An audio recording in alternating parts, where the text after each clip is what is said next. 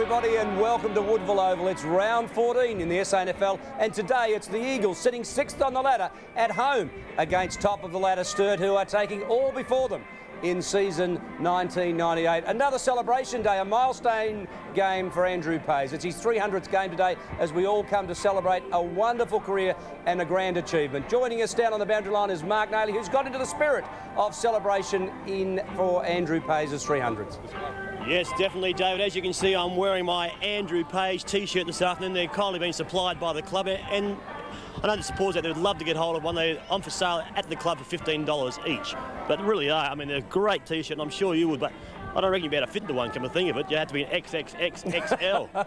Oh, you're a very sad man as Michael Parsons down on the boundary joins us. Welcome to the big galloping goalpost. Thanks very much, David. Yeah, good day for football. Fair bit of wind coming out of the north, I tell you what, down here on the boundary line. But yeah, I'll add my name to the list of people that are saying well done to Andrew Pays. Fabulous career. I'm also keen to see how Mark Micken's developing a good batch of young players down here at Eagle Land around some of the veterans like Andrew Pays and Andrew Rogers. It'll be interesting to see if they can run out a game. Last time we saw them, David, they got a good lead on West Adelaide, stopped in the last quarter, but still got their first win for the season. So should be a good day for footy. Dead right, and a good test for the Eagles as Ken Sheldon joins us. Ken, what were you doing in 1984? Do you remember where you were? Middle of the year 1984? Yes, doing what I'm doing now, David, out with an Achilles heel injury. Well, that's when Andrew Pays made his debut for the Eagles. It was West Torrens then, against Woodville. It's been a long, long time. Can you think back to where you were? I played with him, believe it or not, and I'm feeling very old today. It's been a terrific career, a very decorated career, including 14 games with the Adelaide Crows. And a lot of votes in the McGarry medal. He's certainly one of the all-time favourites of the competition. Well, I'll need him playing at his best today as we go to the premiership table with Sturt sitting on top of the ladder, and the Eagles have a real job in front of them today to get back into the five. Well, it's a very, very important game, and we talked about the experience of both Pays and Rogers floating across half-back. It's very windy here at Woodville Oval, will favour the right of screen, so experience will be a big feature, but a vital game, I think, for the Eagles. Now, Norwood, Ken, won last night by 1 point over Port Adelaide in controversial circumstances. We'll cover that at half-time because there is some real controversy coming out of that result, but had they won by 3 points, look how close the percentage is. Had they won by 3 points, they would have been top this morning. Yes, and no doubt, a tremendous game, but the points is what's important at this time of the year. The percentage be what it be, but both teams, to my way of thinking, are equal on top there. Port Adelaide, okay, they were beaten last night, but not far away. Centrals have a big game against South this weekend. And of course West also need to keep winning to keep up there. But the Eagles, I think this is the key game of the round without question. Glenelg sitting on the bottom, 1 win and 11 losses. Mark Nayley has a story on the Tigers. Stay with us at half-time. Mark might just shed a little bit of light on that for us as we go to the leading goal kickers. After round 14, Adam Richardson from West Adelaide, of course, didn't feature last night. Neither did Mark Jeffries.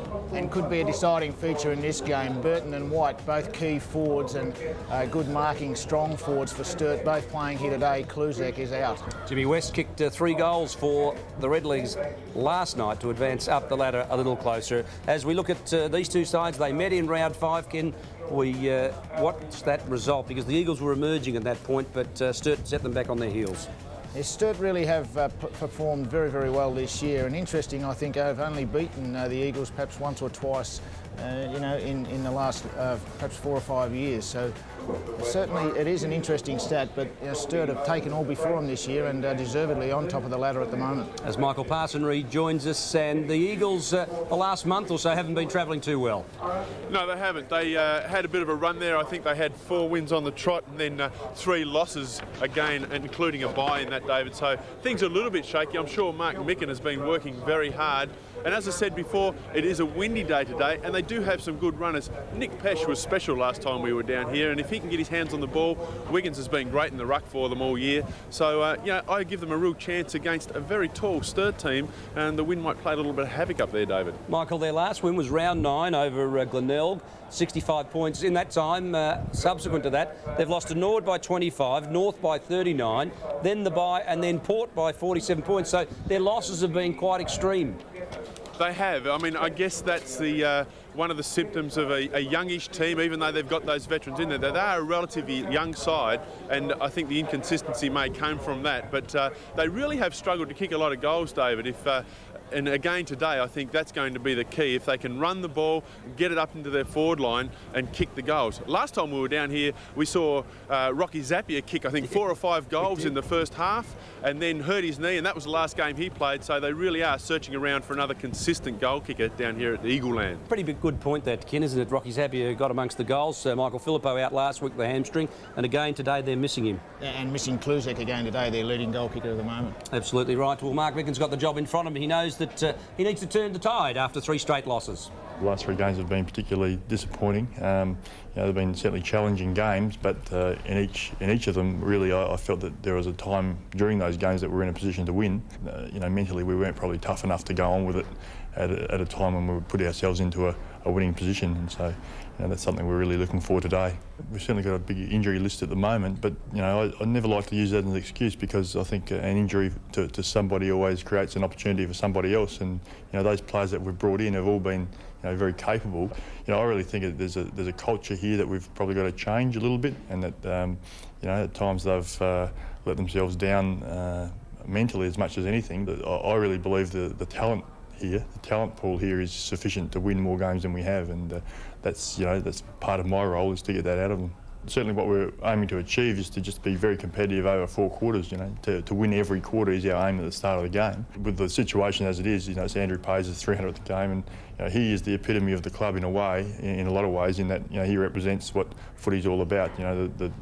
The powers of perseverance, the work ethic, and getting the best out of yourself. If we can use him as some form of stimulus for the day, then I'd like to think that we can be very competitive. Well, I did beat us last time by 4 goals, but realistically it was probably an 8-goal win, because we kicked 4 late, which were really bonus goals to us more than anything. Every contest is important, every quarter is important, every game's important, and we take it from that angle, and I'd like to think that the supporters can look forward to a very competitive Eagles side for the rest of the year. Fair point, competitive for the rest of the year. One thing we know about Mark Micken, and anything he has to do with, Ken, they're always successful. Well, that's so true, David. He is from a tremendous sporting background and a sporting family, and there's no doubt that perseverance is one of the keys. He did mention the ingredients of Andrew Pay's. Mark Micken certainly possesses all those ingredients, and they will rub off through the youngsters that our big fella down there on the boundary line, Mike Parsons, talked about. Look, they've been defeated, convincingly in a few games, but the effort has been there, and I think it's just one of those things where some stage they're going to get their confidence will erupt, and maybe it will be here on their home deck today in what is, again, I emphasise, a very, very, very vital game for the Eagles. What about the Andrew Pay's factor in this match? His 300th game today.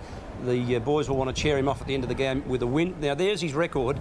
And in modern times, there's very few players that have gone close to that. 300 games, 6 state games, runner-up in the 86 McGarry medal to Greg Anderson. 14 games with the Crows. He was a inaugural Crow. He played in the Premiership of 1993, vice-captain with the West Torrens Eagles 88 to 90, and the Woodville West Torrens Eagles from 94 to 98, 224 goals, and the 4th highest number of games for the Eagles behind Lindsay Head with 327, Ralph Sewer 325, Fred Bills 313, Andrew joins them today on 300. Some great names of South Australian football there. And in 1994 was state captain versus Western Australia with a total of 7 state games, so he is very, very decorated, and certainly the epitome of the club. Michael Parsons, Andrew Pay's was around when you just finished, but it's been a long and distinguished career. I think we can throw plenty of accolades. He started in 1984, David. He was there for most of my career. How old do you think I really am? But I tell you what, Andrew Pay's in the paper yesterday put down his 20 best West Torrens or Eagles players over his career, and if you have a look through it, it's not a bad team. Players like Stephen Sims and John Roberts, who ended up playing up at North Adelaide, and there's some other great names there. Michael Long, Andrew Rogers, Jeff Saru as well. There's a blast from the past. Played a lot of time over in the AFL, or the VFL as it was then, with St Kilda. But Andrew Pay's has been around a long time and played next to a lot of great players. Yeah, that's the point, isn't it, Ken? It's not just the number of games you play, it's what you do with them. A lot of players have played a lot of games, really haven't achieved much.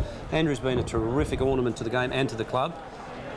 Well, he's always been in the better players, the better performed players of his club, and I think that's an important thing. Again, Andrew Pay's is coming out. Georgia, his daughter.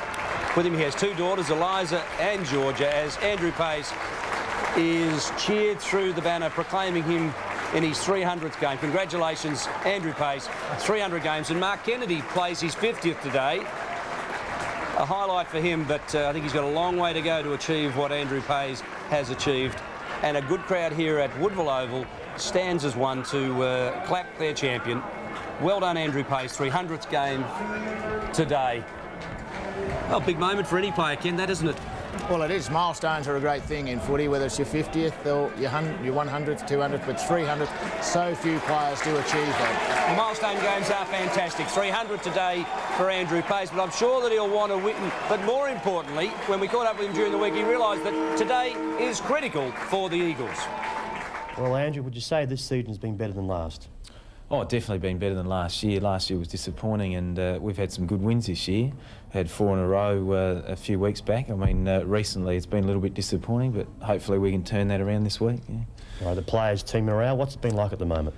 Look, it's been surprisingly good considering we've had a couple of bad losses. Nothing like a 6 a.m. training session to wake the boys up and keep us on our toes. But, you know, the voice has been good and morale's been okay, and, you know, we're looking to turn it around. All right, being one of the senior players of the club, do you feel any more pressure on you to perform?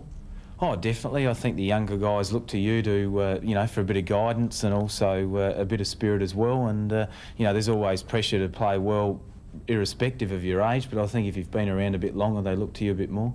We're up against Sturt today. How do you think you can beat them? Big day against Sturt today. They've been travelling real well, and I just think that we haven't been playing at our best. Certainly well below the standard that we'd set in previous weeks, and I think if everyone lifts to the standard that they're capable of playing, then we'll give them a real shot. Well, everybody in town knows that it's your 300th game. Is that enough to spur the team on for a win? Oh, I don't know whether that'll spur them on at all. It'll certainly give me a bit of inspiration. I'm looking forward to it, and I think the fact that we really need the 2 points will be enough inspiration. And if it's my 300, well then maybe that's a bit of a bonus as well. All the best today. Thanks, Mark. Said it all there, and join us at half-time as Mark Nayley goes in depth with Andrew Page. We get 5 minutes with the 300 game man, and Mark Nayley makes for some interesting viewing. I promise you that at half-time. There's the Eagles lineup. Rogers at half-back, I think, is a key to this game. As that centre line there of Page, Ziller in the centre, a tremendous player. Have a big duel there with Brodie Atkinson, perhaps the best centreman in the competition. Colville, another exciting player on the wing. And as I mentioned, those big forwards up there, I think they'll... you know, Bailey needs to fire. Pyman, he needs to do something special for his team. Pesh and McClure, they're good on-ballers, and Wiggins is a key in the ruck. He'll have a big duel as well, a big job to do. But their side, it looks fairly good side. As it says, it's a little bit down on confidence in recent weeks, but it just needs to maximise what it's about today, and it could cause an upset. Well, Michael passes down to the boundary line. Sturt, on the other hand, things have been going pretty well for them this year, sitting on top of the ladder today. They would come here to Woodville Oval very confident of a win. You would think they'd be full of confidence, David. They have been able to find ways to win over the last few weeks. Not a great deal of big wins, their percentage reflects that, but every week they just find ways to get over the line, and it's a great sign. And I guess they've got some real depth in their club now. If you have a look at who's standing on the bench today, Patura, and also who have we got next to him in Archie, 2 very talented players, both of whom I think might find some time at full forward. They're going to start Stanfield up there. I'm not sure that they're not a little bit too tall. I hate saying that, coming from a guy that stands about 6'9" myself, but in a windy day, they've got 4 blokes up there that are very, very tall. Mind you, they do have some very talented guys around the ground as well, so it'll be interesting to see how their forward line structure develops over the course of the game, David. Absolutely, you're right. Well, we caught up with Phil Carman during the week, a very confident Phil Carman. Well, Mark, basically we've got sort of 75% of last year's side. Most of those boys are quite a bit more mature, played a little bit more footy.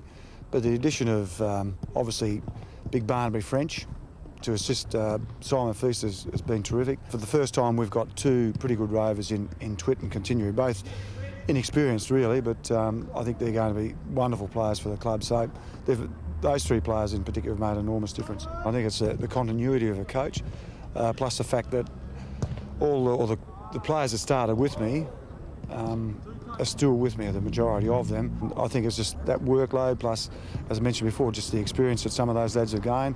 A number of them I played their first year of footy, so now they've played sort of 3 or 4 years of footy and playing pretty well. Well, people keep saying to me that, you know, we're not killing sides off, but consistently we're winning. But I would like to think that, you know, we can play better football than we have. We've been a bit unfortunate, I think, for the structure of our side is pretty big, and we've had a majority of games have been night games and wet weather footy. So if we're fortunate enough to get some dry weather footy, I think that our tall structure up forward should make us look a lot better. I think every club sort of has improved a fair bit since the first round, but they were competitive. We really had them on taste. I think we were 8 goals up midway through the last quarter, and then we allowed them to kick 4, which made it look a lot better. But I would like to think also that we've improved as well as they have, but I'm just hoping that we can do a little bit more than they do. Yes, that's always the coach's hope. Ken, is a good point he made there about keeping his players with him. Yeah, very good point, and I think that's one of the real keys of Sturt Football Club as they come towards this year's finals. In fact, it may be exercised here today.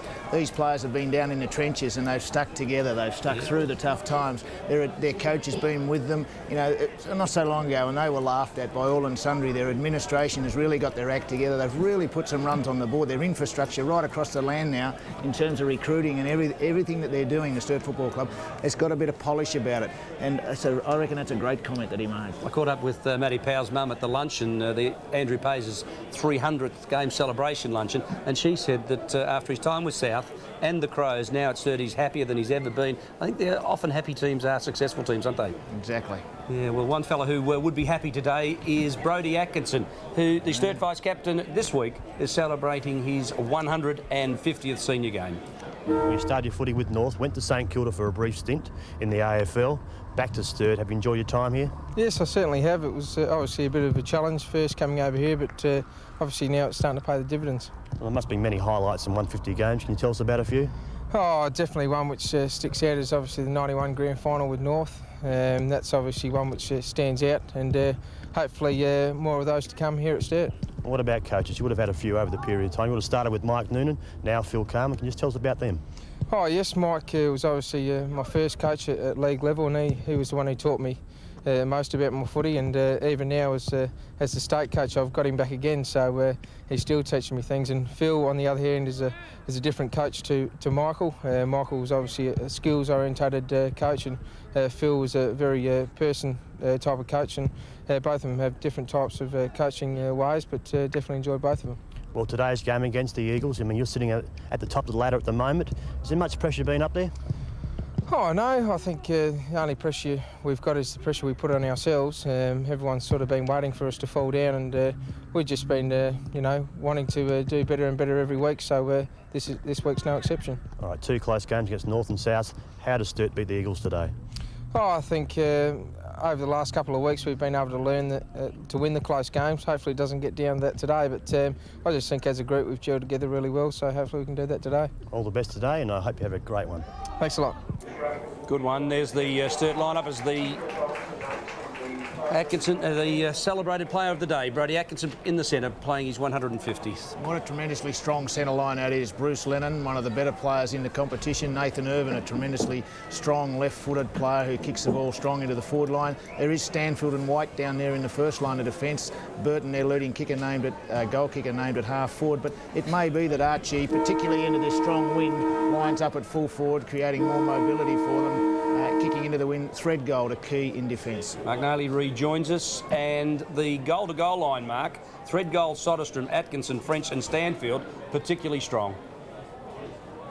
Yeah, Dave, just look at that forward line. I mean, that centre line is great, as you just mentioned, but I mean, that forward line, that's where the danger signs are for the Eagles. Where you got Burton up there on a half-forward flank, also White up there, Stanfield there as well, and French. I mean, the combined height there would have to be as tall as the AMP building on the corner there of North Terrace and King William Road, but they are a huge side up forward and a very strong marking team. Still boasting about your share issue. Oh, I was going to say, it's the first money he's come into for a while, Brodie Atkinson, the 150th game. So we go back down to Michael Parsons on the boundary line. Weather conditions, Michael, are pretty good. A very strong breeze, however, blowing. It is. The ground's in pretty good nick, actually, for the amount of rain that's fallen over the last couple of weeks, David. But you're right, the wind is the factor today. It's basically blowing straight down the ground, and I have a lot of trouble guessing how many goals it's worth, because I could never kick one in the wind because it was too far from my hand to the ball, from my hand to the foot. But I'd say it's a 3 or 4 goal breeze. It is going to be a factor. The teams that kick with it early have really got to use it and get some goals on the board. Andrew Pay's the 300th game man. At only 31, he could play for another 4 years, Ken, I'm sure. Well, it may be that he eclipses Lindsay Head's record. Oh, well, Lindsay Head has 327 games. I think amongst them, somewhere in the order of 30-odd state games amongst that. Andrew Pace has 6 state games. I don't think any of their night games have been counted for either player. So it's fair and reasonable to suggest that Andrew Pace might well eclipse the record of the great Lindsay Head in another season or so, barring injuries. What about Brodie Atkinson? 150 today. He played 98 games with North Adelaide and 52 with Sturt. And 2 with the St Kilda Football Club. 38 possessions in his first game, actually, at Waverley Park. There's Mark Kennedy, plays his 50th game today. He had a stint with you at St Kilda, Ken. Yeah. We both didn't last long enough. Now, what about him at St Kilda? Because he's been an athletic player, injury-prone since coming back to South Australia, and you've got to say, only 50 games for him. He could have really expected to have played more. Well, that's possibly true, but I think Brodie is now matured and turning into one of the all-time greats of the SNFL competition. Here's Brodie Atkinson's record, 98 games. He joined Sturt in 1996. 52 games for the club, including 2 state games, 3 games for St Kilda, the 97 Sturt champion and the 97 dual Magarey medalist with Andrew Jarman. So we're about to get underway with the match. Your commentators, Ken Sheldon and Mark Daly. Thank you, David. What a great afternoon it is here at Woodville Oval. A tremendous place to witness football at its best. And it's SNFL. It's live and exclusive all afternoon until 5 o'clock on ABC Sport. Both teams need this win. As we know, Sturt just hanging on to a slight percentage after Norwood got up last night by a point over the Magpies. So coming out is Colville. Colville gives a cross over the pace to Pesh. The ball goes up forward, looking for a mark and sent up forward. It couldn't be taken. 33 is Tobias. Ball's come to the ground. Chance here for Double Blue. We see a player slipping over. The umpire eventually will come in and ball up. Game started with tremendous tenacity. There'll be quite a lot of this, I think, particularly in this first quarter, early ball-ups. This type of situation where the contest is really on. Big Solomon feeds the ball to one, gets the ball down, beautifully over to Powell. Powell throws it on his boot. An awkward kick to take. As you see, a good tackle by Colville on young Twitt. A couple of young players there. As we see there, Ken. Jared Twitt, number 40, is really well tackled, and the umpire in perfect position calling the correct decision. Bounce down, Feast. Ricochets out to Pesh. Around the corner he goes forward. Bailey, cleverly done. Flicking it out. Frickman. Now opportunity for Geddes to clear for the Double Blues defence, and he does so successfully towards the boundary line. Lennon comes crashing in. Great commitment over the top of the ball. On that occasion was James McClure, and the Eagles are fired up today, no question of that. As you can see it as Zilla gets his second disposal, playing in the midfield, one of the keys, and we'll have a lot of possessions as the Eagles try to run the ball into this strong wind. 37's McClure, puts it high up forward. The marking powers there. Geddes gets the spoil on. It's still around the mark. Maloney's in there, dives over the top of the football. Again, the umpire should come in. Plenty of physical stuff in there at the moment, Ken. Oh, it's a great start. Played with a lot of spirit so far. Certainly the desire is there by both teams. It really is full-on commitment. It's just exciting to watch. Good crowd enjoying this clash, an important one for the Eagles. Sitting sixth, they need a win today. Seamus Maloney obviously has the job on Robert Pyman, and it ricochets out. Who got to that, Ken? You might be able to help me. And it's Pyman, the player we were talking about. So he's fired up as well. Oh, and what a player. Like, I remember watching him 4 or 5 years ago before he was drafted. He is an exciting player, and that will give him a great confidence boost. It's a fine snap from the ball-up situation in the pocket. The key forwards were able to hold the ball in there, create a neutral contest, and from there they made something out of nothing. Pyman just exploded out of the pack with a great snapshot. Well, the Eagles, the first goal on the board. They played 3.5 minutes into this first quarter. Big Feast is up there, brings the ball back to Powell. Powell takes it, couldn't quite get hold of it. The Eagles are fired up. They go forward this time through Chicarella. Will come out. It's overrun by Geddes once again. In there too for the Double Blues is Atkinson, the 150 game player. And David Mackay, one of your idols? Yes, Lindsay Head certainly was one of my favourites. 327 games and 3 Magarey medals. Lindsay Head, Andrew Payes today joins some illustrious company. Number 3 over the top, Big Doug Bailey. Oh, you can just sense the Eagles players want this game. They want it for Andrew Payes. Bailey playing at centre-half forward will take all the ruck contests as Jeff Wiggins, 38, drops a kick and a half back behind the play, playing the normal block ruckman role. Feast opposed to Wiggins. Oh, Pyman went to go off the ground, kicking it dangerous to the umpire. Richter will take the free kick. There's a fair amount of emotion in this game early, and Richter showed great courage and had little regard for his own safety when he went for that. Lennon out to Feast. They're running strongly, the Double Blues. A high ball to centre-half forward. Who wants it? Barnaby French up, big fly. Couldn't quite bring it down. Twitt overran it. French goes back. Good second effort, big fella. Peter Motley in screen there, former Sturt and Carlton champion. John Halbert behind him, Barry Hank and Bob Hank in the foreground. What a football pedigree there was in that shot. I'd love to bottle that one. Rogers comes out. It's a quick kick out. Chance here. Wetherall comes behind. He's got the pace. Just pushes the player off the ball. The umpire indicates in the back, and Chicarella should receive the free kick. Wetherall's not too happy. Looked right from where I was sitting. The umpire is down there in closer. Zilla looks forward, tries to find a player moving. Got one short. He's captain Rogers. So Andrew Rogers takes it, goes back quickly. We'll look up forward.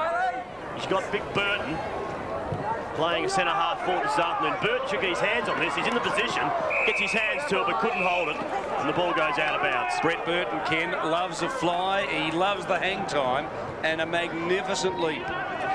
No doubt very athletic there, and it's up to the small players to get the front and square of those contests so they can crumb. Bailey and Feast manhandle it. Bailey it was who won it. Now he gets the ricochet ball. He just gets a little toe poke forward. Good play, the Sturt defence. Geddes claimed by McClure. McClure is a real terrier. He goes hard at it, this kid.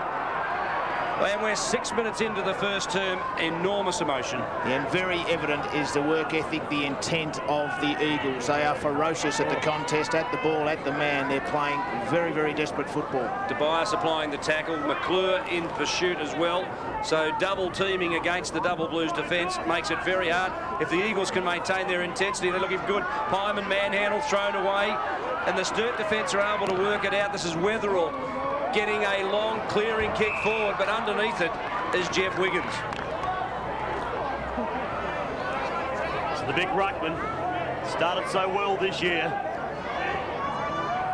Leads the rucks for the afternoon. Quick kick across. This is Hodgson. Kicks it up high. Burton in front, couldn't take it down to Payes.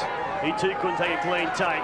The Double Blues are there in numbers. Good tackle by Payes from behind. Should be caught holding the ball. Had a chance to handle it out. And Robertson had a chance there, Ken. I agree. Robertson's arm come back way too far. Didn't need to bring his arm back that far to handle that ball. Payes was able to tie him up, and it should have been holding the ball. So already we're arguing with the umpires. That's a couple good. of decisions That's haven't good. gone our way, but I thought you'd gone soft in recent weeks. You were starting to agree with them for a while there. We'll it focus really on the worried ball. me. We'll focus on the ball. we will. Let's Feast again. Good knockdown. Really does use it well. This is Lennon across to Maloney. And then Maloney throws it on his boot. Fair bit of pressure applied by the Eagles forwards to come towards the boundary line. What can Twitt do? Cleverly pushes his player out, takes it. A good tackle from behind. And young Lul.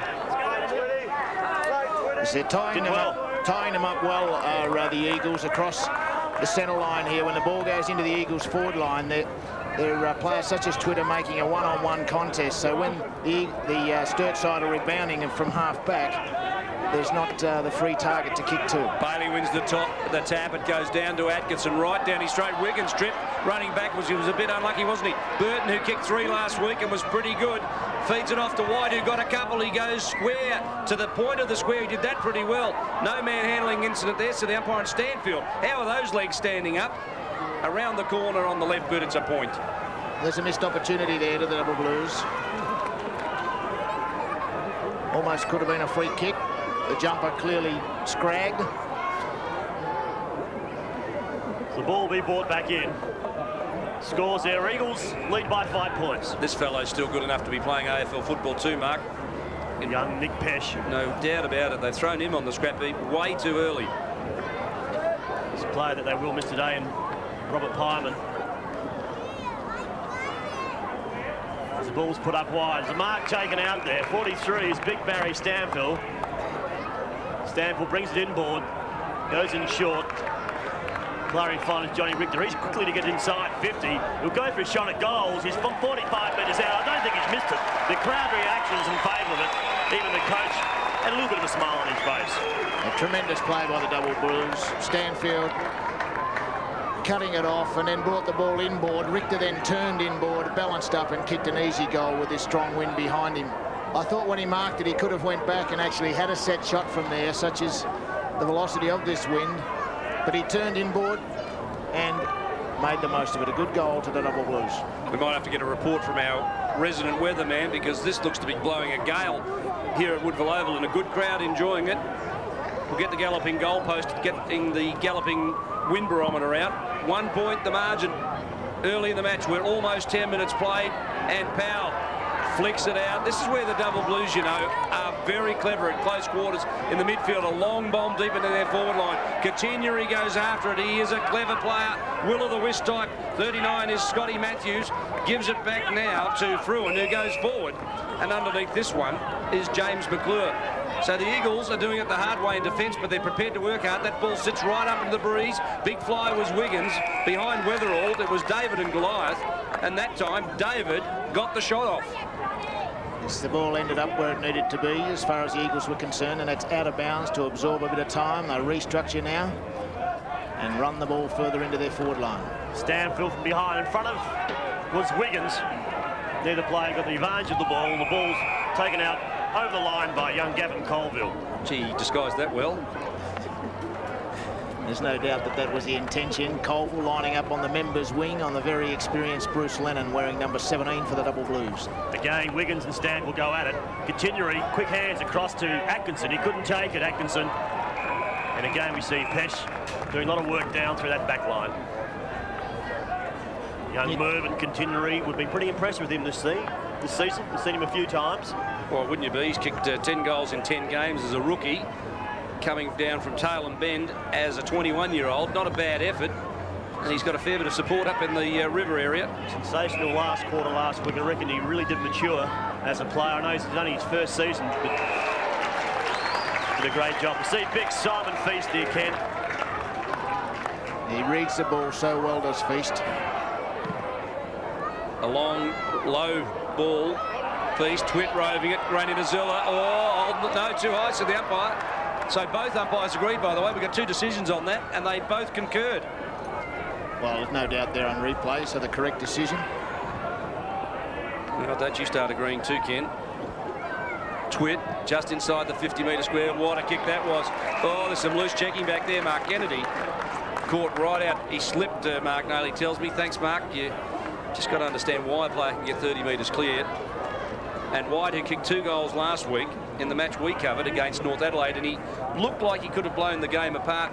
Phil Carman said after the match he wasn't that impressed, and he expects him to do more. Well, now he gets a chance, and this one comes in beautifully. He's read the breeze superbly. Oh, that's a great kick from the big left footer. Yes, Twit used the ball so well. He was the recipient of the high tackle at centre-half forward, but then used the ball beautifully. Look at that, lace out.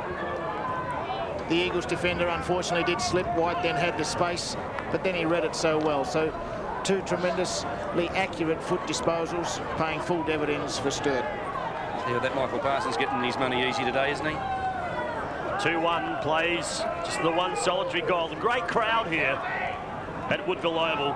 to celebrate Andrew Page's 300 game, and also Brody Atkinson in 150.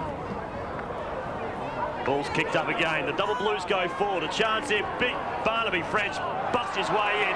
The rover in Atkinson puts it on its way. It's the third goal for the afternoon. Terrific run by Brody Atkinson. That's what you need from your on-ballers. Starting in the centre bounce, Atkinson. Sturt were able to just force the ball along, and Atkinson had run hard right down the corridor, eventually receiving the ball inboard and then just finished it off. Tremendously strong running with this strong wind behind them. The Eagles started so well, but they've just lapsed at the moment. Sturt have certainly lifted their rating also.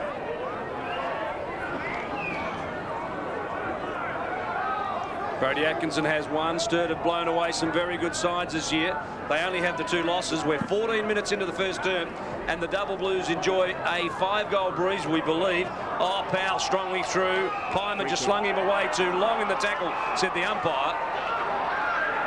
And the free kick will come back to the Double Blues. Richter will take it. This is good from the Eagles, though. No, Powell will take it. It was the original one. I thought it might have been one after that. So we called it, and now there's a 50-metre penalty.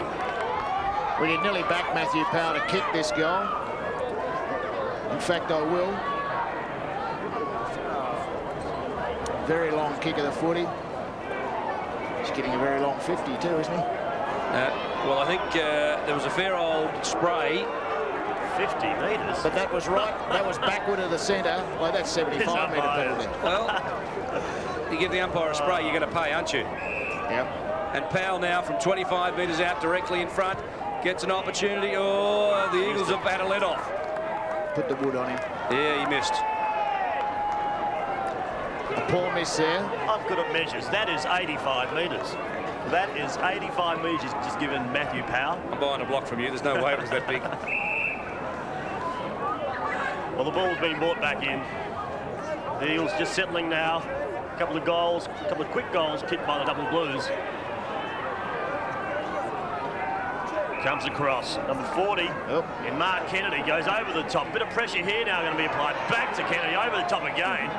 They're causing themselves some headaches here. Double Blues have the numbers, just need to pick it up. Richter's in there, diving over the top of the ball. Chance here, they have to get it out. Hayes is there with him also. Is Matthews. We see the coach there, Mark Micken, realising there's a fairly strong breeze out there, fellas. They can just hang on to it this quarter. Be a couple of goals down going in at the first break. It's a chance for a big second quarter charge. What do you reckon, Ken, would be a respectable position? Oh, from this situation, they have to hold on to this lead now. Sturt look very much like they're going to explode here to go to a 4 or 5 goal break. Poor ball handling by the Eagles. Andrew Rogers stands his ground pretty well on Stanfield. Stanfield obliged him and just upended him. That's a professional free kick, that one. Short kick comes wide to Scotty Matthews, the defender. An emerging talent, this kid, skinny as anything, but generally... They must come wide. They cannot bring a ball back into against the breeze. We see that going forward. Richter should kick his second. He goes around 2 players, brings it back in. It's a chance here for White. Good sport from behind by Mark Kennedy. But you have to agree, Ken, you just don't bring a ball inside, back into the centre of the ground in these conditions. Well, the only way you bring that ball inboard is if that player can play on and get the overlap going so the ball can end up deeper than centre-half forward, because on the rebound, the opposition will kill you. And Sturt then, like Matthew Powell, Mr. Soda, and Johnny Richter then, an easier one. They're really letting the Eagles off the hook. You have comment. It's comment Ken Sheldon. Good crowd here at Woodville Oval. And even the outer is enjoying quite a respectable crowd of predominantly Sturt supporters.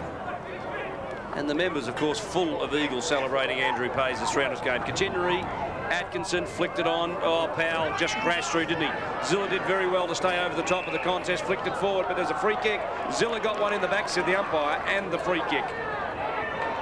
Great competitor, Zilla. One of my favourites, David. Well, I think he was a player that could have been a great player in the AFL. A bit like his brother Stephen. A lot of people thought they were too slow, but Stephen has just been a diesel, hasn't he? Certainly has, but probably did have an extra, always had an extra turn of pace. They had very quick hands. In comparison to his brother. And the other match being played this afternoon, it's West Adelaide and Glenelg. Well, let's hope Glenelg, Mark Naley, can get up over West Adelaide and start to get their season back on track. Yes, they're desperate for a win. Only won this year. So I know Tony McGuinness, he took the boots off last week. Still hasn't packed them away and put them in mothballs. The ball comes wide. Umpire gets in the way. Gets his second kick for the afternoon, the man in white. As Twit comes up with it. Quick hands across the Stanfield. Back to the Twit. The Twit kicks it up forward. Chance here for the big fella in white. Quick hands across. This is too easy. Nathan Irvine. He's home again. Well, they could claim to be a bit stiff there, the Eagles. The umpire did have 2 possessions in seconds when it looked like it was going to spill to the spaces to the Eagles' advantage, but that's footy.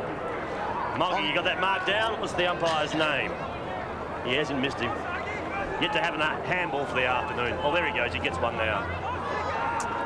Well, Nathan finishes beautifully, doesn't he? Pays has got his hands full because Irvin's been in just enormous form this season, having his best year since coming across from Victoria and going to the parade. Bounce goes the way of Wiggins. Pesh was the receiver of the handball towards half-forward. Bailey was the target. The big fellow obliges and comes streaming out. Geddes tried to claim him but couldn't stop him. He came through like a train. What a great smother that was, Robinson. Now it sits for Irvin. Around the corner on the left bit. Burton's the target. Chest mark missed. Well done, young fella. That's Travis Hodson, but couldn't get the kick any distance. McClure came crashing through. Now going hard at it and working hard for it, Michael Tobias. The ball ricochets off legs, out of play. Tobias is an up-and-coming player. Once on the Crows list, gave football away for a year, and now back with the Eagles. What's Phil Carman lamenting there, Ken? Clean take from the players? Well, that's what you need, no doubt. You know, it is difficult conditions, but clean take is the key to the game. Bailey from behind gets it across. The ball's kicked high. Coming in as Lambert. Corey Lambert in front takes it. Will he be paid the mark? I don't think he will. He took his second grab out over the line.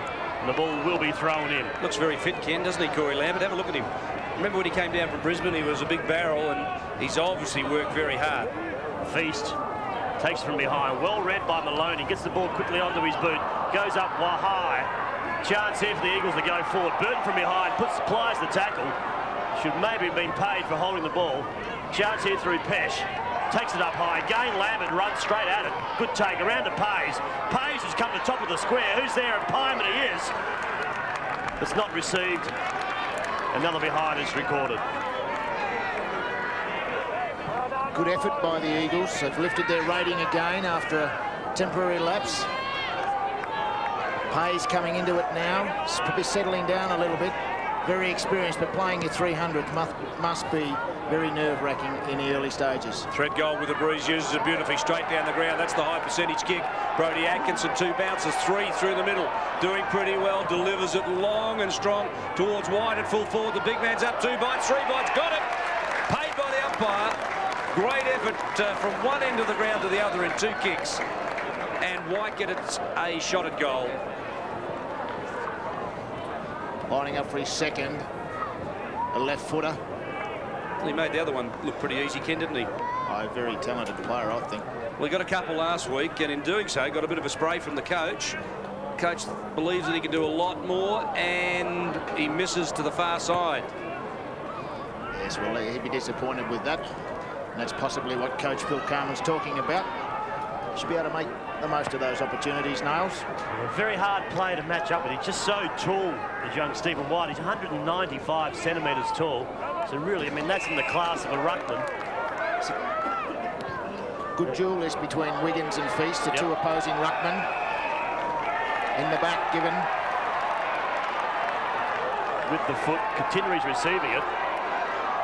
Onto his left boot. Kicks it high. Up there against White in front. Holds the front position. Comes to ground. Richter's in there. Overran the ball. Coming across his Twit. And again, we see it going out over the line. Double Blues currently hold a 21-point margin. We played nearly 23-minute mark into this first quarter. So a good start by the Blue Boys. Eagles got the first blood, kicking the first goal of the afternoon. It comes out to Zilla. Zilla onto his right leg, around his body. Free kick should be paid. It's not. Umpire calls play on. It'll come out wide. Again, the Double Blues have got numbers. Cleaned up nicely by Continuary. kicked up high. Chance from behind is Richter, playing up forward today. Just used his body at the right time and takes a good mark. Great experience there. Read the flight of the ball brilliantly. Used his body to advantage. And you'd have to say it would be better than an odds-on chance to kick this with the breeze blowing strong across his body. Johnny Richter. He's got one for the afternoon. I think he's missed that one. He has. Gee, it's poor finishing by the Double Blues. The wind must be very difficult, but they really are missing opportunities to put themselves in a very, very strong position. Now 9 shots to 2.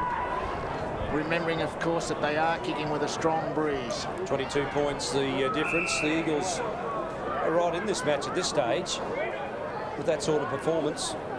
And the Double Blues' inaccurate kicking is really costing them. 2 easy misses in the last minute or so. 1 to White and 1 to Richter really are costing them.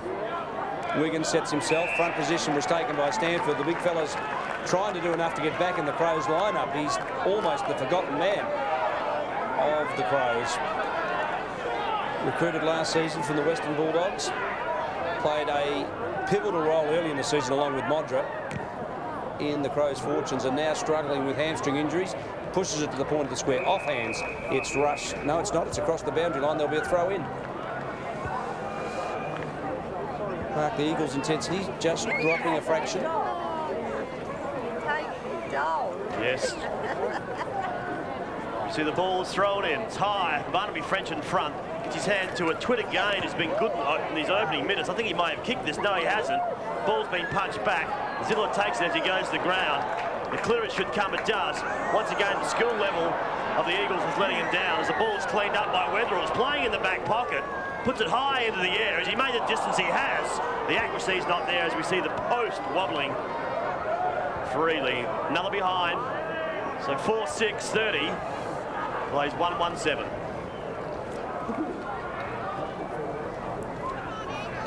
See on replay there. Just a little bit of luck can make a difference, Ken, can't it, in the game? Hits the post, that one if it goes through, they're looking pretty good. Hits the post, there's just a bit of emotion that comes out of the game. Yes, indeed. Just like to comment also, David, on the kick-outs. They've been very, very good from the Eagles, using, like, it's a very difficult wind to kick into the teeth of it, and they're using the wide expanses, the wide pockets of this Woodville Oval very, very well. Barnaby French opposed to Wiggins. It was Wiggins who threw it down the throat of Colville, but he misjudged it. The Double Blues go around the corner. They're just peppering the goals, but points the result. The Eagles' defence has been desperate. They have. They've also had a bit in the midfield with Pesh and McClure, and Bailey, I think, has been pretty good at centre-half forward. Eagles to bring it back in. Off the side of the boot. Skewers off. Out of bounds on the full. So a chance here for the Blue Boys. Outside of 50 will be Lennon. Pokes the ball up into the air. The wind brings it back. Not the wind, the breeze. The gale brings it back to the top of the square. Again, Pesh is in there. Good handball out. Should come out looking for Bailey. Goes over Colville's head. Mark once again taken back from when we started just moments ago. Lennon again quickly on. Finds Continuary. Supply from Murray Bridge. An interesting kick, this, Mark, for the young up-and-coming rover. He's a natural left footer. He has the wind blowing across his left shoulder. He should put this through. Well, that's a bit of flair, does Mervyn Continuary. Intelligent puts the ball out. LeBreeze bring it back at White. And a mark taken by Big Julian Burton. His first big grab of the day. And from point-blank range, should bring up his first goal. Well, if at first you don't succeed, you try and try again. Burton missed that similar type of mark only moments earlier. And now lines up for his first kick.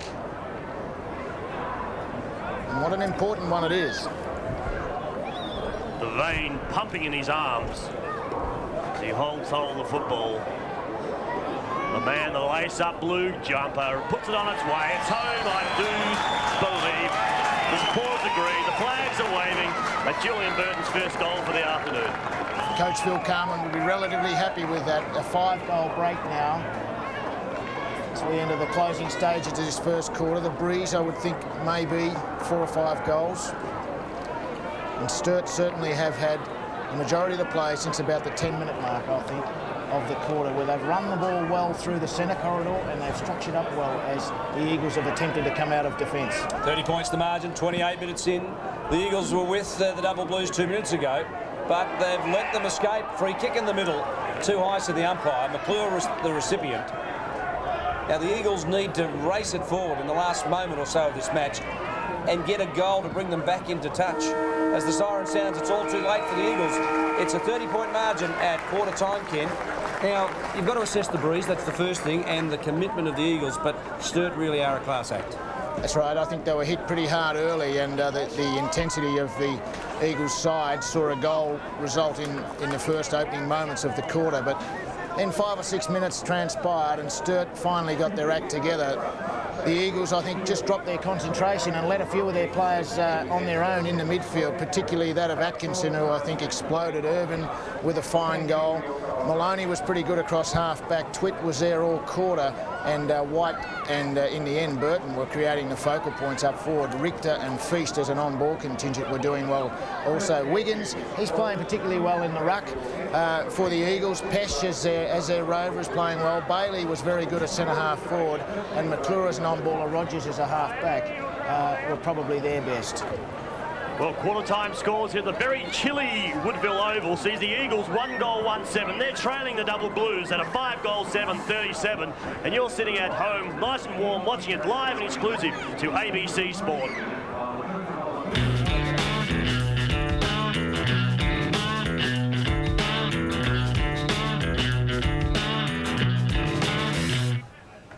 We hope you're enjoying this at home. Andrew Pay's 300th game for the Eagles, 150 for Brodie Atkinson and 50 for Mark Kennedy from the Eagles. And it's a 30-point lead at quarter time with a strong breeze at Woodville Oval. If you've just joined us, Sturt had a 5-goal breeze in the first term. The Eagles get a chance, Ken, of using that in the second quarter. They'll need to use it wisely. They really will. Bailey will have to really fire up for them, no doubt about that. He has started particularly well in the first quarter, but he will really have to perform in this second quarter. And their on-ball contingent half-back will have to continually bring the ball through the centre corridor. They can kick goals from even 70, maybe even 80 metres out on the far side of the ground with the wind right at their tail. And it just will be a matter of accuracy, David, if they can get themselves from 5 goals behind back into the game. There's the breeze, you can see it. And I thought a lot of emotion in this match. Andrew Pay's ran out to a banner and a big crowd stood as one. And the Eagles got off to a very good start. Robert Pyman goal with the first one, a clever snap from the pack, and seemed to get the Eagles rolling along just beautifully. As you can see there, the ruckman went for it, come to the loose ball spilled, and Pyman was there to grab it with surety and then snap it through. A good start for him, a good start for the Eagles. They structured up well. Stanfield, this was a brilliant goal, and this is what I'm talking about. Richter marked that ball there 60 metres from goal. I thought he could have went back and had a shot. McClure was poor in the checking. Richter played on and then finished very, very well. What about the Double Blues, Ken? They just seem to accelerate and explode. They are high quality almost on every line, hardly without not without a poor player, I think. Very true, and just keeping the ball alive there with the Eagles in that instance, and Atkinson was able to run onto it very strongly from the centre bounce ball up. There's Twitt, he's been good, receiving the ball again from Stanfield. And look at this, White with quick hands, and Irvin just again strong running through that centre corridor by their midfield players. Nathan Irvin just finishes beautifully. What a good pick-up he's been.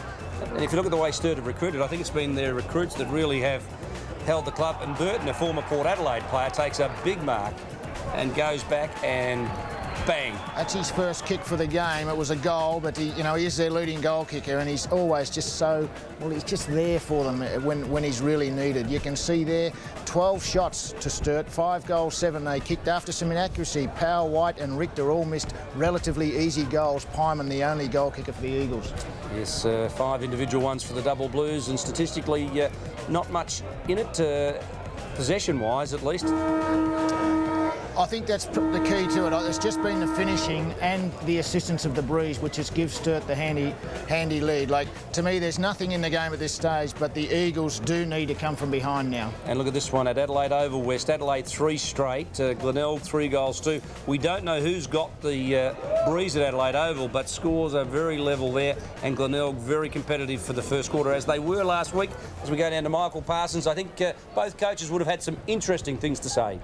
Mark Micken very disappointed with the quality of play from his boys, felt that they just made too many mistakes in that first quarter and really need to focus back in. He was pleased with the way they started the game, a lot of emotion there at the start, but then it just dropped away, I think, as Kenny Sheldon pointed out.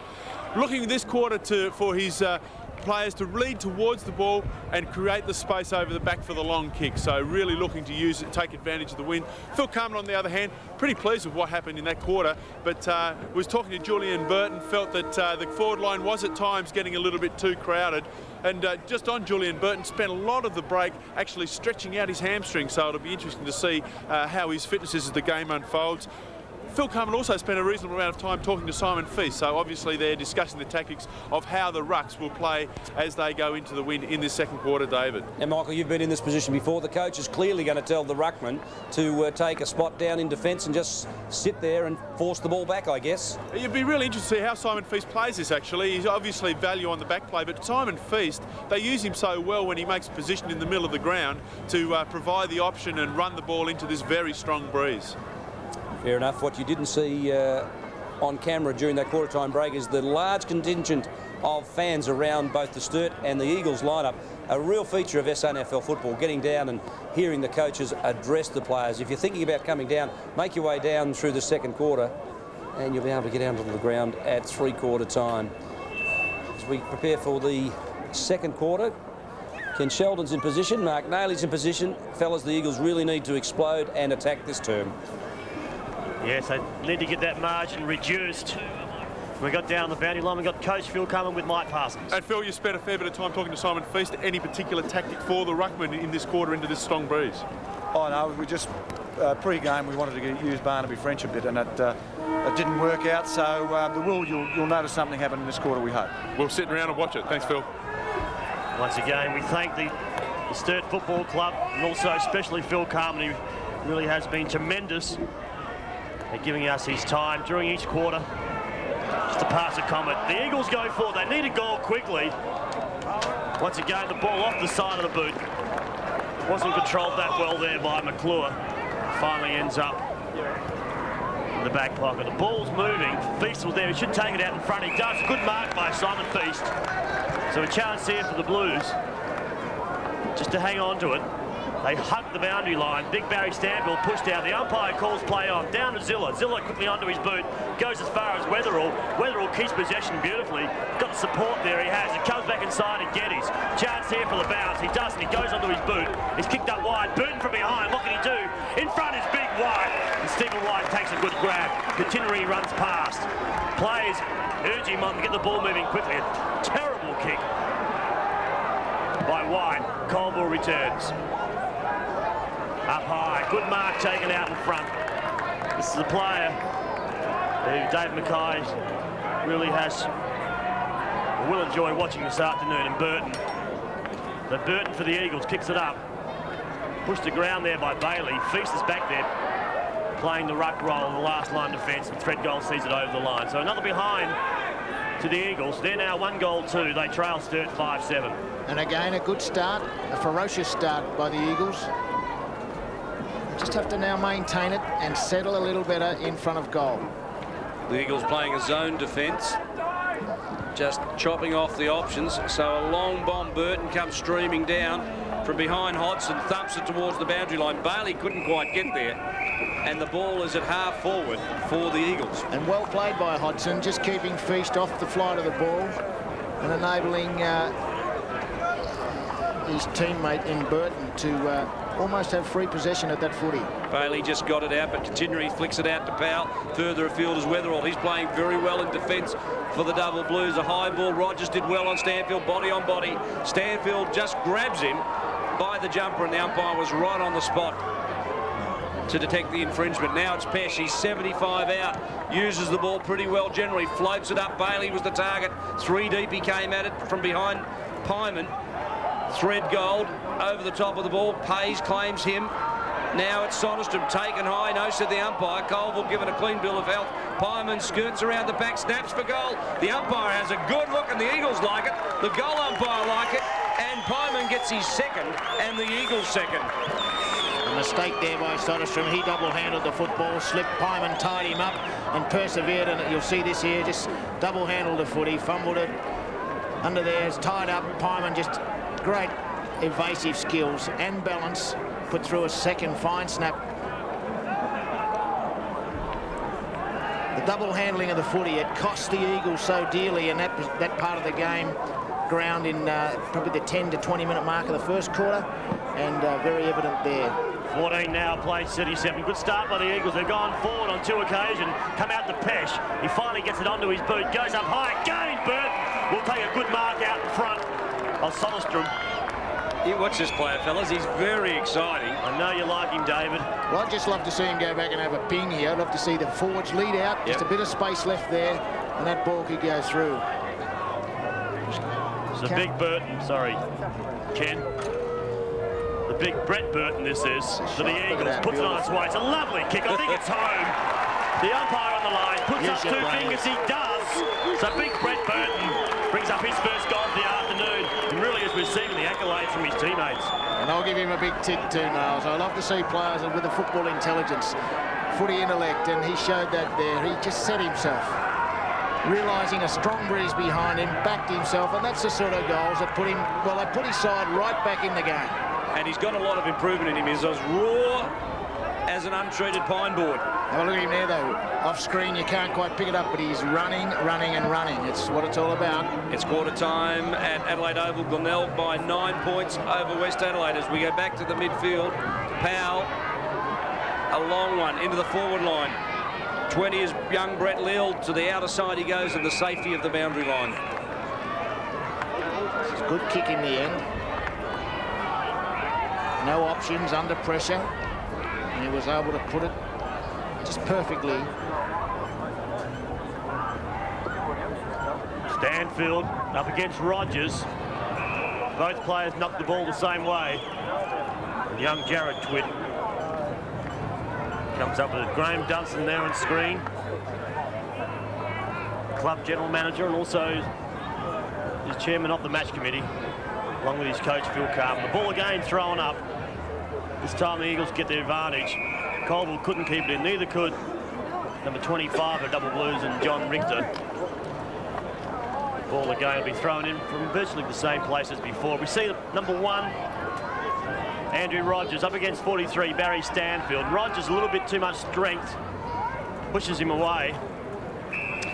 Great play off the ball by Wiggins, the ruckman for the Eagles. Jeff Wiggins, number 38. He's standing right out here on the members' forward flank, right out of the play, forcing Simon Feast to go with him. So the avenue for goal for the Eagles, well, it's without the big Sturt ruckman in the way. Tremendous intelligence, and of course Mark Mickenburn, a great ruckman, teaching his young player all the tricks. McClure to Pesh with the clever handball. Pesh on the left boot, goes towards half-forward. Fireman tried it one-hander, couldn't complete the task, and it's across the line. We're 6.5 minutes into the second term. The Eagles are 3-2-20.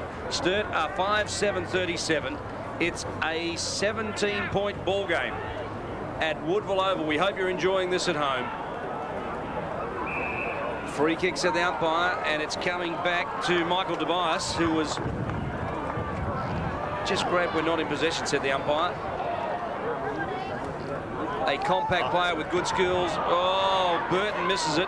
Pesh couldn't quite take it. Lennon wraps him up. There's a bit of feeling between those two players, let me tell you. I think Lennon just gave him a clip across the ears a few minutes ago. And Pesci doesn't forget those things. No, you should. Plenty of players around the football. Big fella on Wiggins gets his hand to the ball. Will come out. Who's there for the Eagles? No one. Good clearance kick out of the ground, out of the pack situation. One-handed pickup, nearly taken there by Tobias. The game will see a ball up. But at the moment, I would have to say you have in the vicinity around what about 25 players, 30 players around the ball at this stage. Well, there's 8 players forward of centre, now 10 forward of the Sturt centre line, and 6 inside the 50 for Sturt. That's 16, so that leaves how many left, Marcus? 20. Am I right, so Dave? you're spot on. Now there is a father who really takes fatherhood seriously. Can't even get a good view of the football. Pays, the 300-game man, dumped unceremoniously. They don't care how many you've played out there. It's just another game, and Geddes pile drives him into the ground. One possession for Pays. Not a big afternoon, but it can only get better. And there's a fellow at home I know is crook watching the Eagles today, Ron Stennett, who couldn't make the luncheon today. Hope you're enjoying this, Ron, as the Eagles make a challenge back against the Double Blues. No free kick there, said the umpire. What's your decision, Phil? Carman gives instructions to David Tiller, the runner. Now, who would have thought what an unlikely pair they are, a former Rooster and a former Redleaf. Wiggins jumps well, gets high over Feast. The free kick's been given here. Young McClure, head down, tail up. Puts it on its way. It's a good lead out forward. Good mark taken. Play there, Corey Lambert goes to ground. Good kick. He's anorexic, Ken. He's lost that much weight. Can play, Corey Lambert. He's tough. You put a goatee beard on him and a bit of straggly hair, and he'd be Gary McIntosh the way he plays. Good foot disposal by McClure. Missed the goal early in the quarter, but he has two fine passes to hit the forwards on chest. It's an important kick. Lambert puts it on its way. As he allows the breeze, he has it. The ball's pushed across, taken that way. And behind comes up. So 3-3, plays 5-7. Breeze must be swirling a bit, you know, because too many players have missed. We've had, we had 9 points at that end. Some of them, some pretty easy shots. Thread goal to high ball. Oh, watching him, Superman. He takes off again, Brett Burton. Well done, Wiggins. Just holding Feast out of the contest, just preventing the leap from Feast and allowing Burton the free fly. Lining up for his second goal. You'd back him again from here. All right, don't put the mocker on him. He's 52 metres out as he kicks it. He puts it up with the breeze. That is intelligent. It's coming back with the breeze. Beautifully through. 2 goals to this young star, Brett Burton. Well, perhaps we shouldn't label him that too soon. He's certainly a rising, promising colt. Not yet a star and a long way from it, but raw and developing. Well, what you like about him, he's energetic. He's just giving himself and his side everything that he's got. And he's got the confidence to have a shot with goals like that. And 2 fine goals like their team-lifting goals brought them within 10 points early in the second quarter. Ball's down. The bounce favours Feast. Feast will give it back to Atkinson. Quickly onto his boot. Goes up forward. Stanfield up against Rogers. That's been a great duel so far in this game. We've seen those two big fellas go at it. The ball will come wide. Rogers has spotted the player running. Finds it in Kennedy. Kennedy will come inside. He's got Zilla. He needs to use him. He doesn't. Goes onto his left leg. Drives the ball low and long and strong. Looking for Lambert. Couldn't take it at ground level. Ball comes out. Lennon should be the first player there to take it. He does. Takes control of it. Which way will he go? The handball over the top. He finds the player wider and Richter. Richter covering a fair bit of territory. Puts it up now. And the ball's taken out. He's gone out of bounds on the full. Back it comes into Zilla. Left half forward squares it up. Underneath this one, Wiggins, the big ruckman, plays on quickly. They've obviously been told to play on at all costs. Clever work. It finishes with Pays. He got it from Tobias, but it doesn't come back quite enough for Andrew. And a point. You can see how far the ball travelled, though. Not that happy with them coming out this side of the ground all the time. But they have had the opportunity to score a lot of goals, and as the quarter goes on, they could be in a very good position at half-time. One other game being played around the state today is at Adelaide Oval between the Bloods and also the Tigers. The Tigers need a win. You would say that the Bays had the breeze in the first quarter. They still lead by 4 points. Yeah, Mark, you said you had something on Glenelg at half-time, or is that just a furpy? We'll wait for half-time. Don't want to give away too many secrets just yet. The ball comes to the ground. Richter runs over the top of it.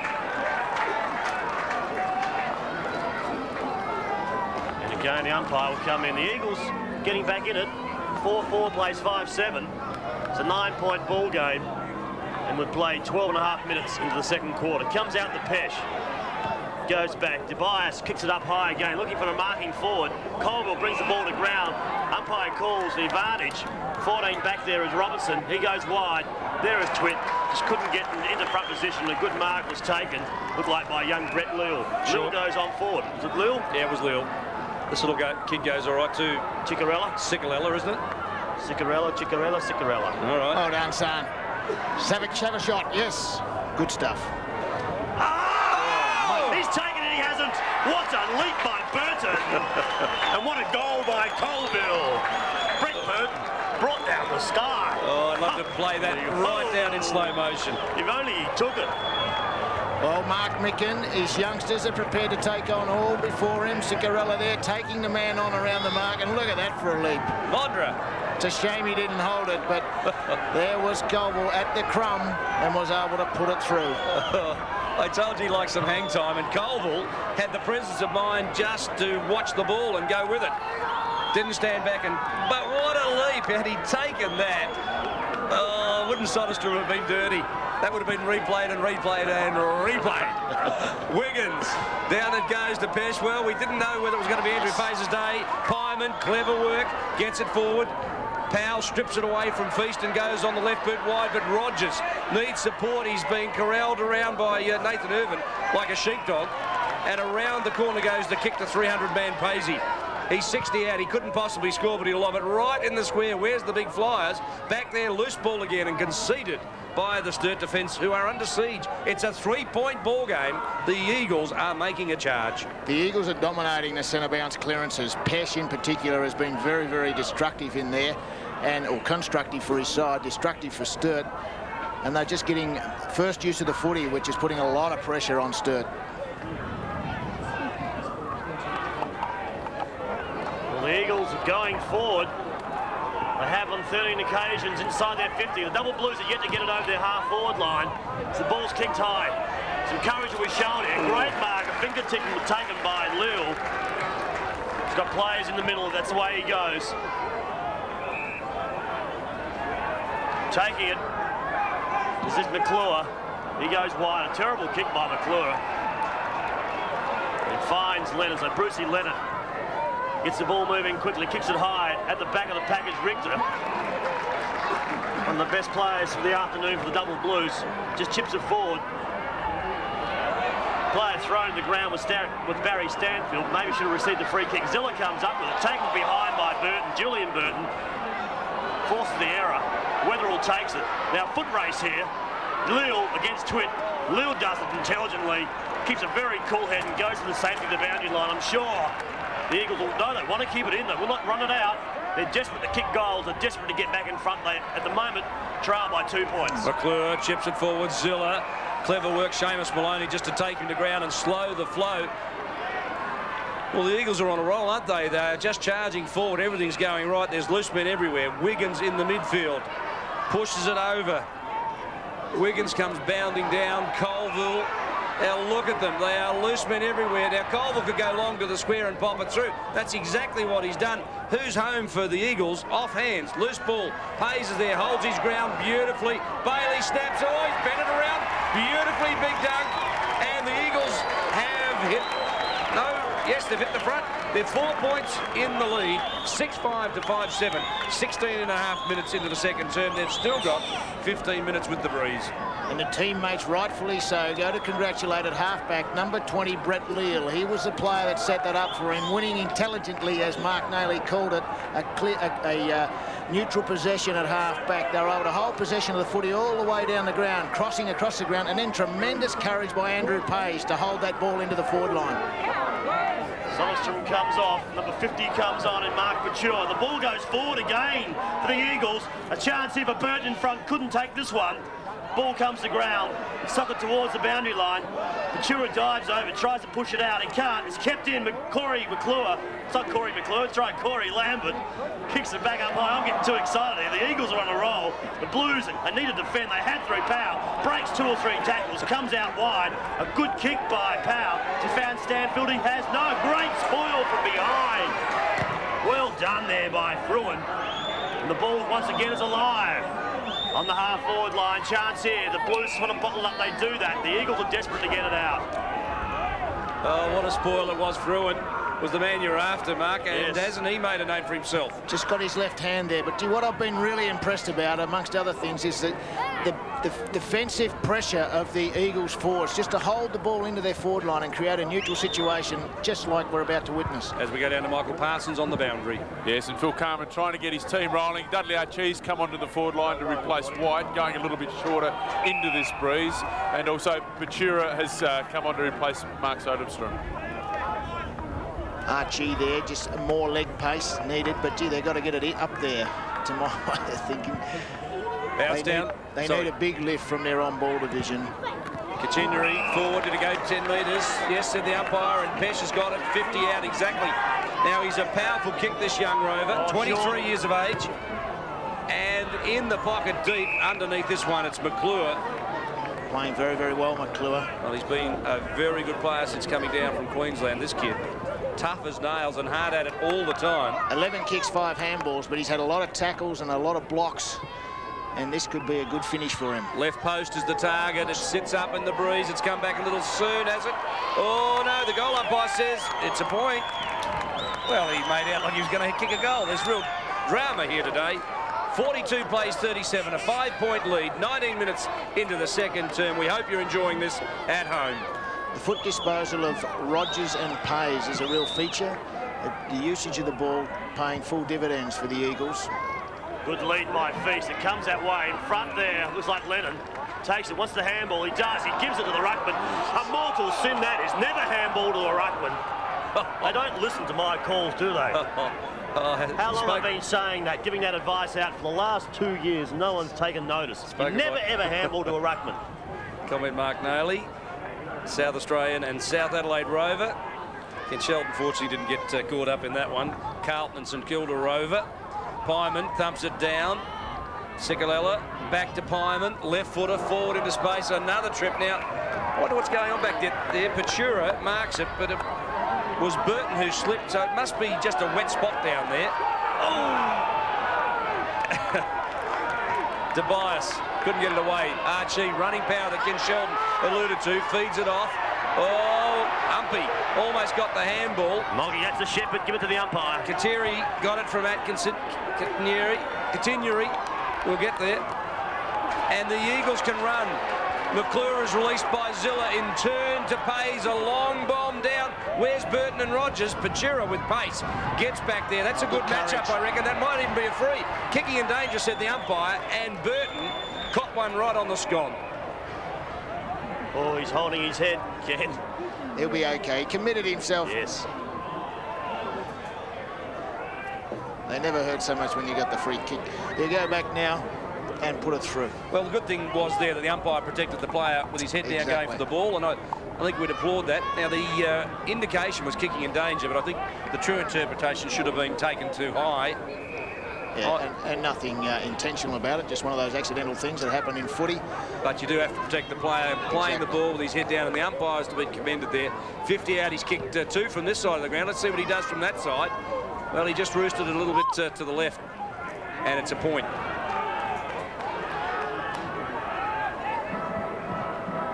(6-7-43). Good quarter by the Eagles. Double Blues, a 5-7. We had to add to that score, a quarter-time score. So the ball's kicked high, brought in by Threadgold. Burton's in front position, those long arms again. Take another mark. He's kicked 2 goals from exactly the same position already this quarter. He must have his confidence up. And should go back and put this through. Just finding out where the mark was. It's just a little bit further out, maybe a metre or 2. So he takes another 2 steps back. So Brett Burton to this quarter, lines up for his third. Feast will come in. He kicks it high, puts it on its way. He's pushed it. Will make the distance. It won't. In front position was Bailey. From behind was Maloney. He runs it out over the line. So it really has been Brett Burton's quarter. Had 4 shots at goal. Kicked 2. 1 behind. And 1 didn't quite make the distance. There he is again. Big fella, Bailey, or Wiggins that was. Under his boot, puts it out on the full. So So Powell quickly to bring it back in. He does. Looking for his ruckman and feast. One-handed by Wiggins, nearly taken. Brody Atkinson there, gives it across. The players are running now. That was like Robinson. It was Irvine. Ends up with Twitt. The speedster puts it up, looking for Richter. Richter out front, one-on-one, takes it, wants to get it moving quickly, lifts his eyes, well, it's inside 50, a chance he'd go back and score, puts it on its way, will it come back? I don't think it will. It won't even make the distance. A mark from behind by Stanfield, wasn't paid. Who's there? Archie takes on the goalpost, nearly brings it down, and the umpire will ball it up. Oh, that had everything in it. Stanfield's mark nearly taken to start with. Archie thrown into the goalpost by, looks like Bailey from behind, or Kennedy. And the ball hit the post, I'm led to believe. There should have been a point. As we see the Eagles now force the point. Another score for the Double Blues. So it's 6-7, 43 to 5-8, 38. Back to a 5-point margin, almost 24 minutes. Stay with us at half-time as we conduct our regular AFL preview. We'll talk to Michael Noonan, and we have our extended interview with Andrew Pays, as we promised you. And there he is, the man of the moment. 300 gamer goes striding after the ball. Trivia question, what number did he start in? Well, it was 33 if you hadn't guessed already. And Threadgold high over the top, thumps the ball down. Working hard over the top of it was Seamus Maloney, and he forces a bounce. Well, hasn't this put a new dimension to the game? 5 points as we go into half-time. Sturt will come out in the third quarter with the breeze. Will the Eagles have enough power in their legs in the final term to come home with the breeze? Free kick, said the umpire. Barnaby French takes it. A ruck infringement. Feeds it off to Weatherall, who's been a dynamo from a back pocket this afternoon. Rogers, feast, manhandled, free kick. Play on, said the umpire. Nothing there. Nathan Irvin goes to ground. And the umpire comes running in and says he'll have a bounce.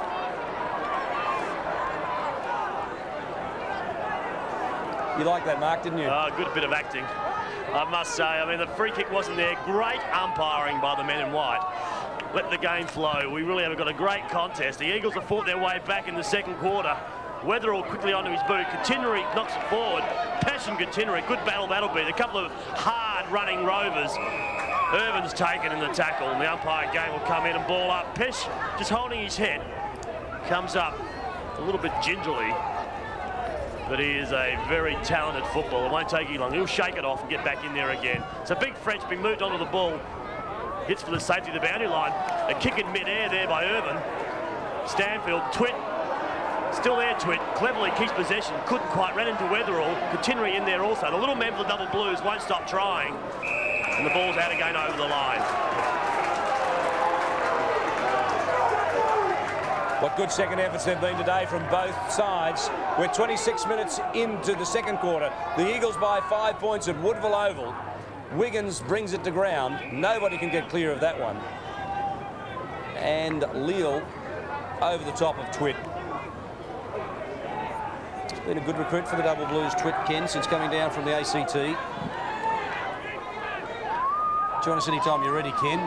It's French. In the other match being played this afternoon at Adelaide Oval, it's West Adelaide by 21 points. So you suspect that Glenelg had the breeze in the first quarter at Adelaide Oval, and West Adelaide have used it beautifully in the second quarter to enjoy that 21-point lead, Mark. Yes, Weatherall round his body. Good battle in the middle by Wiggins and also Barnaby French. Chance here, the big 29 dives over the top of it. Hodgson just holds up play. Good chance here now for the Eagles. Just a man up, settle things down, and making another attack going forward.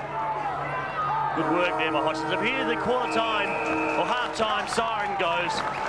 At the moment, the Eagles fought their way back, Ken, to lead by 5 points. Yes, they did, and it's terrific play. Their forwards got on top. Wiggins, Bailey and Burton were magnificent. Pesh and McClure were very, very special in the midfield, and I just thought it was the experience of Rogers and Pays combining with Wiggins that really did exploit the dominance so far this season of Simon Feast. He was not effective. He was really outwitted there. I thought Mark Micken, the Eagles coach, tactically was brilliant. He did offset the Sturt side. They used the ball. In fact, they just simply played around Feast.